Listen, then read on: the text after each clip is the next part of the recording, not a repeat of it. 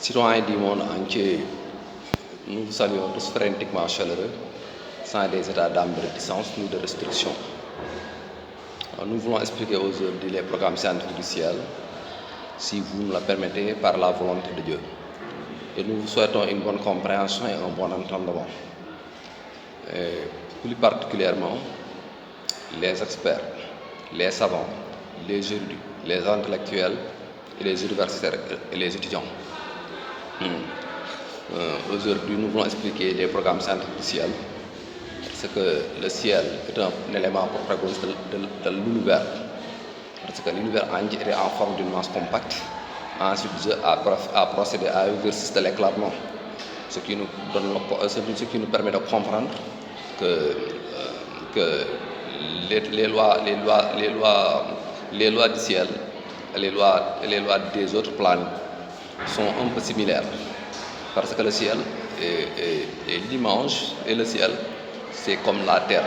Après leurs éclatements, le ciel retient la plus grande quantité gazeuse et énergétique. Les énergies des atmosphères des cieux sont proliférées, sont émises par les rayonnements solaires. Même s'il y a des gaz, il y a des énergies gazeuses au niveau de l'atmosphère, mais aussi il y a aussi beaucoup plus de quantité d'énergie émise par le soleil, qui transcende les atmosphères, qui transcende les atmosphères, les supports atmosphériques des cieux. Les cieux sont appuyés par les supports macromoléculaires gazeux, autrement dit, les gravitations atmosphériques, parce qu'il y a la concentration des radicaux gazeux en macromolécules qui empêche l'effondrement des cieux. Aussi le ciel est pourvu, et le ciel est riche en éléments réticulaires émis par les galaxies. Les périphéries des cieux, aussi sont riches en macromolécules. Ces macromolécules effectuent des rotations. Et aux périphéries du globe, il y a des macromolécules qui effectuent des rotations. Au niveau de la sphère céleste, au niveau du ciel, à ces périphéries, il y a des macromolécules gazeux qui effectuent des rotations, ce qui génère les rotations planétaires. Toutes les planètes effectuent des rotations, mais leur origine, ce sont les macromolécules gazeux qui sont aux alentours du globe et qui sont aux périphéries du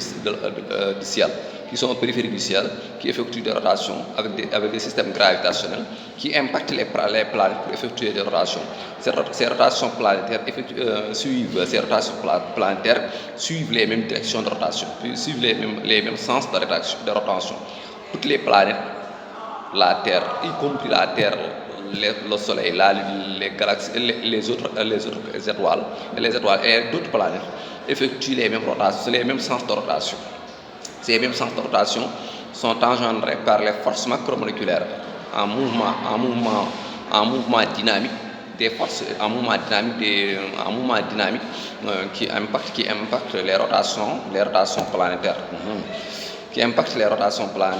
Merci beaucoup. C'est ce que nous voulons expliquer un peu sur les programmes scientifiques du ciel. Il y a plusieurs chapitres, il y a 22 chapitres environ.